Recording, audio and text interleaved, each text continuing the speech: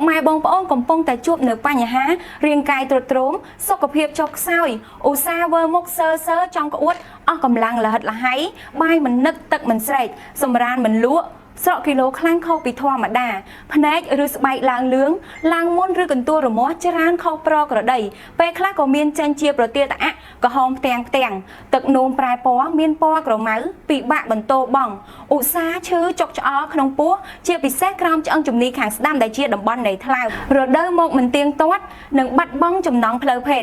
អាការៈទាំងអស់នេះគឺជាសញ្ញានៃជំងឺថ្លើមជាទូទៅតាក់ទងទៅនឹងជំងឺថ្លើមនេះផងដែរបើក្នុងករណីដែលយើងទៅតែចាប់ដើមកើតមាននៅក្នុងដំណាក់កាលដំបូងគឺវាកម្រនឹងស្ដែងចេញនៅអាការៈរោគសញ្ញាណាមួយគួរឲ្យកត់សម្គាល់ណាស់ក៏ប៉ុន្តែក៏មានអ្នកជំងឺមួយចំនួនតូចអាចនឹងលេចចេញនៅរោគសញ្ញាអាការៈខ្លះដោយដែលបានរៀបរាប់ខាងដើមវីដេអូនេះផងដែរសូមកុំបណ្តែតបណ្តោយកុំលេងសើចជាមួយជំងឺថ្លើមនេះឲ្យសោះពុកម៉ែបងប្អូនព្រោះវាគឺជាឃាតករលាក់មុខយ៉ាងស្ងប់ស្ងាត់ដែលបានឆក់យកអាយុជីវិតមនុស្សរាប់លានអ្នកទូទាំងពិភពលោកថ្ងៃនេះនាងខ្ញុំសូមណែនាំផលិតផលធម្មជាតិមួយយ៉ាងដែលមានឈ្មោះថា Liva Balance គឺជាផលិតផលដែលផលិតឡើងពីស្បែករកខឱសថធម្មជាតិជាច្រើនមុខដែលជាឯកទេសដោះស្រាយរាល់បញ្ហាសុខភាពថ្លើមជូនពុកម៉ែបងប្អូនដូចជាបញ្ហាខ្សោយថ្លើមបោសថ្លើមជាពោក្នុងថ្លើមខ្លាញ់រុំថ្លើមរលាកថ្លើមក្រិនថ្លើមនិងមេរោគថ្លើមធ្ងន់ធ្ងរ ABC ព្រមទាំងជួយការពារទប់ស្កាត់មិនឲ្យកើតជំងឺមហារីកជួយសម្រួលដល់បញ្ហាបន្ទោបង់